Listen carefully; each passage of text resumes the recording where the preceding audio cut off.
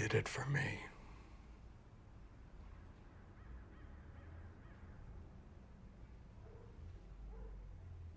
I liked it. I was good at it. It's there, and you can see it. You know what it is. It's a wave.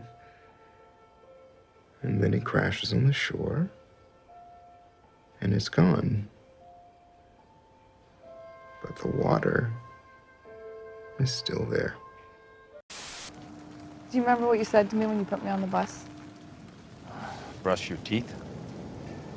You said that I was the bravest girl on earth. But isn't the point of art less what people put into it and more what people get out of it? Is that the point of art? Maybe. Or maybe art doesn't need a point. Maybe that's why it's called art. You're really here, and we're really your friends. Maybe it's just my dream, and we're just in it. Always have been. Vote for me. Shiv, vote for me. No. Yes. No. Shiv, don't do this. No. You can't do this, No. Shiv. No. Absolutely No. not, man. No. Absolutely not. No. Why? No. Why? What, just... I love you. I love you, but I cannot fucking stomach you. This is fucking disgusting. It's disgusting. It's disgusting. You're disgusting. You're fucking heartless. What? It's fucking nuts. It doesn't even make any sense. I'm the eldest boy. I am the eldest boy. HBO is home of some of the greatest television shows ever. Shows like The Sopranos, The Wire, Game of Thrones, The Leftovers, and many more. And as of last month, we said goodbye to another show that has unexpectedly etched its way into that elite list: Succession. Michael Stillwell of Town and Country magazine wrote, HBO's initial expectations for the series were modest. As the network had gleaned repeatedly, series focused on the media tend to be a niche interest. In the run-up to the premiere of Succession, one high-ranking HBO executive likened it to a utility player. It would fill the gap between the second season of Westworld, HBO's sci-fi western starring Evan Rachel Wood as a self-conscious AI-powered android, and the hotly anticipated limited series Sharp Objects. Instead, Succession would go on to become HBO's most decorated drama since Game of Thrones. Since its series' debut in 2018, we experienced a show that included generational writing, fantastic cinematography, legendary music, outstanding character depth, and phenomenal execution of season finales. Season 4 of Succession had been one of the greatest seasons in television history, and it propelled the show to the tier of the best television programs not just of the last few years, but of all time. Yeah? Yes. However, with this type of momentum comes the gargantuan pressure of nailing the series finale. It's the task some shows have succeeded in, and other shows have failed at. But Jesse Armstrong and the writing staff gave us no reason to worry. The show never had a dip in quality, and every season finale had been stellar. Nevertheless, the pressure remained because of what was at stake. Was it going to be a series finale that would skyrocket the show into new heights, where not only could it stand next to the greatest shows we've ever seen, but go punch to punch with them? Or was it going to be a finale that let the viewers down and make us reconsider its place in history? We got our answer with the final episode, With Open Eyes. Kendall is trying to assemble enough board members to vote down the Gojo acquisition. Shiv and Matsson discuss the pathway for the vote going through and plans thereafter. Ken and Shiv both find out that Rome is currently at their mother's vacation home in Barbados and visit right away. Matsson is against Shiv as American CEO and offers it to Tom instead, but Tom will basically do what he says the entire time. Greg has drinks with Matsson and Oscar, who starts speaking in Swedish. He decides to translate what they're saying and discovers their plan of replacing Shiv. Greg then reveals this information to Kendall, who then reveals it to Shiv and Roman. The siblings decide to vote against the Gojo deal with the agreement of Kendall becoming CEO. They share a beautiful moment with one another as they clown around one final time. Connor is giving away some of Logan's belongings as he and Willem move into his penthouse. All the siblings watch a video of Logan, Connor, Carrie, Frank, Carl, and Jerry at a dinner joking, singing, and enjoying their time together. Tom tells Shiv that he's the one Matsson will choose to be American CEO once he acquires Waystar, and then she storms off after hearing this. Tom confronts Greg about leaking the information behind his back, and the two fight. In the final board meeting, the vote is tied 6-6 with the final vote left to Shiv. She leaves the room and Kendall and Roman follow her. The three of them have a scathing final confrontation where Shiv changes her mind and views Ken as unfit to be CEO, bringing up the death of the waiter as a reason. Kendall lyingly denies the waiter's death and claims he is the rightful choice to be CEO as the quote-unquote eldest boy. He also states that Logan would have wanted the business to stay within the family. Roman mentions the fact that Shiv, who is pregnant, is actually the one who will carry the family's bloodline, since Kendall's 2 kids aren't legitimately his and that Logan thought this as well. Kendall becomes angry and attacks Roman. Shiv storms off and votes yes to the sale. Roman tells Kendall that the three of them are nothing and that they're all bullshit.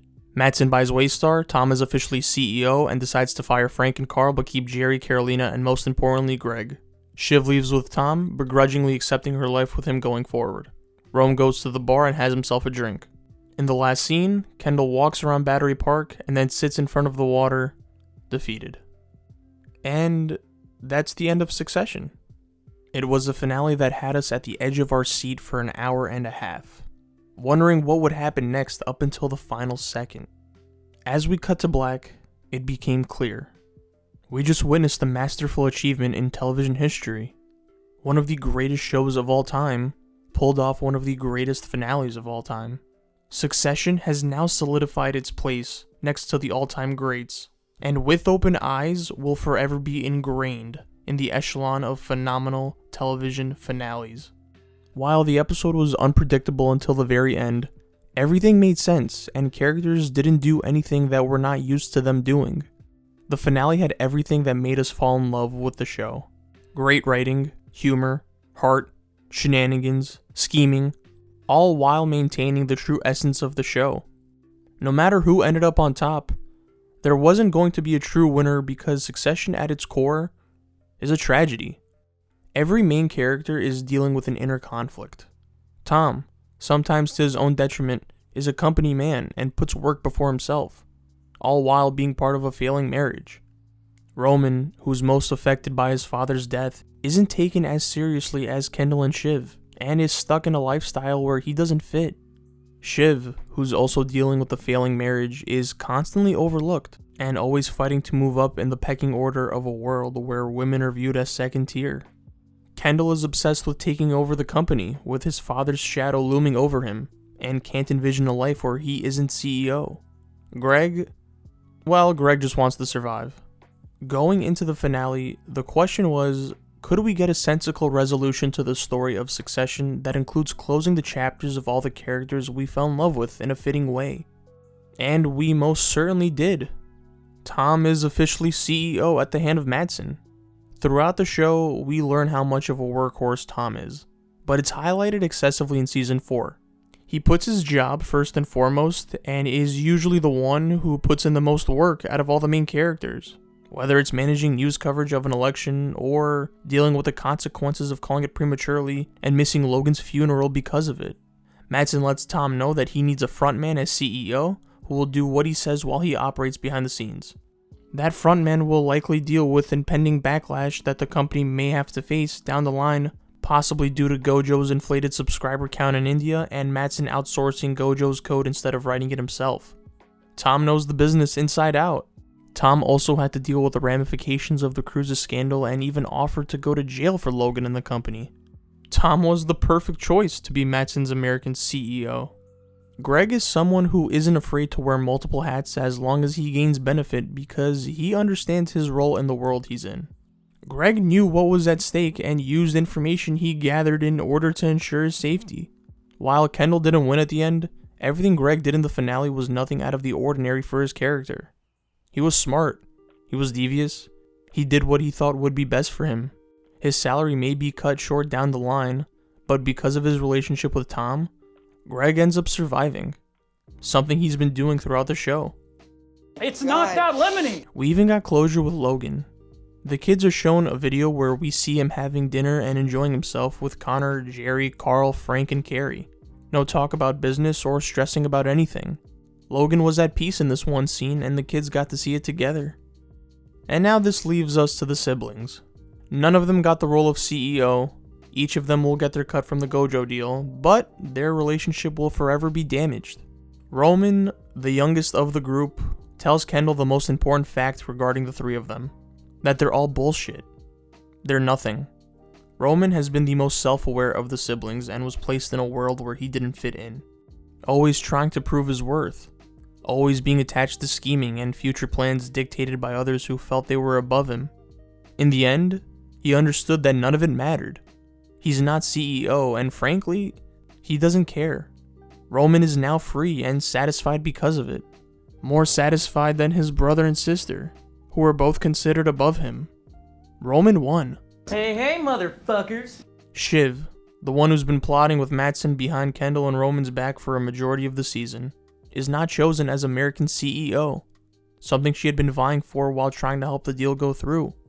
In this finale, we see her get pushed to the side once more like we've seen throughout the show, sometimes due to her own miscalculations and misjudgments, and finally not being able to stomach it anymore. She commits the ultimate betrayal and goes against Kendall, her own brother. After all of this, she stays with Tom, but is individually powerless and remains in a flawed marriage, inevitably creating the same cycle for their child that she, Ken, and Rome went through as kids. Shiv now becomes like her mother. And that leaves us with Kendall, arguably the main character of the show, the dark prince we've come to root for despite his major flaws. Our number one boy. The one who wanted to be CEO of Waystar more than anyone. Always close, but never successful. In this final season, we saw him itch closer to becoming Logan 2.0, to becoming the killer that he needed to be. The only way we could have seen Kendall at the top was if he burned down everything around him, and he was on the verge of doing so. He was distancing himself from his wife and kids, willing to push his siblings to the side, all to become the one wearing the crown in the end. But there was also the possibility of him burning everything down and still losing. And that's what happened. His relationship with his wife and kids, strained. His relationship with his siblings, strained. And now, he's not CEO of Waystar. He's not the second coming of Logan Roy. He's lost everything. Something we've all kind of gotten used to. But now, going forward, Kendall doesn't have the pressure of being his father. Not anymore. And maybe that's what's best for Kendall. He's free from the shadow that's followed him for a majority of his life.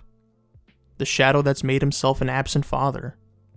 The shadow that has made him question his worth and entire existence, thus making him think about taking his own life from time to time. Everything came crashing down for Kendall, and our final image of him is sitting on a bench in Battery Park, staring at the water before him. But he, along with Shiv and Rome, will acquire a bunch of money from the deal and for the first time, forge his own path. One that's not dictated by living up to certain standards, or feuding with his own family, or by the trauma and abuse he suffered. It may not be the result that Kendall or even the audience wanted, but it's the one he desperately needed. Kendall can finally be Kendall, and that's an option he's never had before. But he has it now, and that's all that matters. He's dealt with pain, death, grief, betrayal, everything we would never wish upon our worst enemy. Who knows where Kendall Roy goes next? Maybe he fixes his relationship with Rava and their 2 kids. Maybe he starts another company. But most importantly, he himself finally gets to choose. With Open Eyes was a finale like no other. We got the highest of highs from the siblings' relationship, as well as the lowest of ultimate lows. We got to watch our favorite duo, Tom and Greg, in action, and even though it got a bit hazy, they ended on a high note. Not to mention, we got another I watched Jane die moment. You can't be CEO. You can't, because you killed someone. The ending of Succession was always going to be tragic. Always. The kids will never be serious people, and the trauma instilled from their father will never go away. None of them won at the end, and their relationship is forever broken. If any of them had won, the relationship would still likely be broken. Nothing changes. The world of media, politics, and business will always keep moving, with or without them. It never mattered if it was an ending we did or didn't want. It was about getting an ending that made the most sense for the story, and in that regard, the finale certainly succeeded. Succession has been a once-in-a-lifetime show. It has set the standard for everything that will air after it. Of course, it could have gone on a bit longer, but the best shows know when it's time to say goodbye.